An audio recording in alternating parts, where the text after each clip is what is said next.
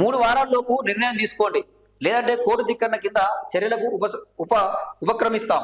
ఎమ్మెల్యేల అనర్హత పిటిషన్లపై తెలంగాణ స్పీకర్కు సుప్రీంకోర్టు హెచ్చరిక. ఇక్కడ 3 వారాల్లో వాళ్ళు ఏమంటారు అంటే 3 వారాల్లో నిర్ణయం తీసుకోవాలని సుప్రీంకోర్టు చెప్తా ఉన్నది. సో ఇక్కడ స్పీకర్ ఏం నిర్ణయం తీసుకుంటుండు? స్పీకర్ ఒకటే నిర్ణయం తీసుకుంటుండు. ఎవరు కూడా పార్టీ మారలేదు, ఏ పార్టీ ఉన్నాడు ఆ పార్టీలో ఉన్నాడు, ఎలాంటి ఆధారాలు లేవు అని చెప్పి స్పీకర్ ఏమో క్లీన్ చీట్ ఇచ్చి కూడా పోతున్నాడు.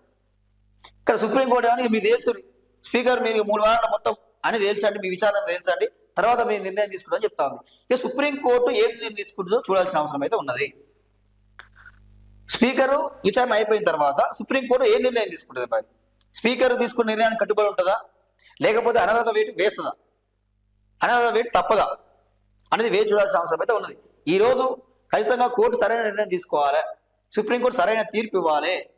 ఎందుకంటే వాళ్ళందరూ కూడా అనర్హత వేటు వేయాలి. ఎందుకంటే ఇది ఒక చెప్పబెట్టలా కావాలి. ఒక పార్టీలో ఉండి మరో పార్టీలోకి జంపు కావడం మారడం అనేది ఈ రోజు ఎట్లుందంటే చిన్నపిల్లలు డైపర్ మార్చినట్టే ఉంది. ఎవడే పార్టీలో ఉంటే తెలుస్తలేదు, తెల్లారితే ఎవడే పార్టీకి మారుతుంటే తెలియని పరిస్థితి. సో కొంత దీని మీద సరైన తీర్పు రావాలని చెప్పి కోరడం జరుగుతూ ఉంది.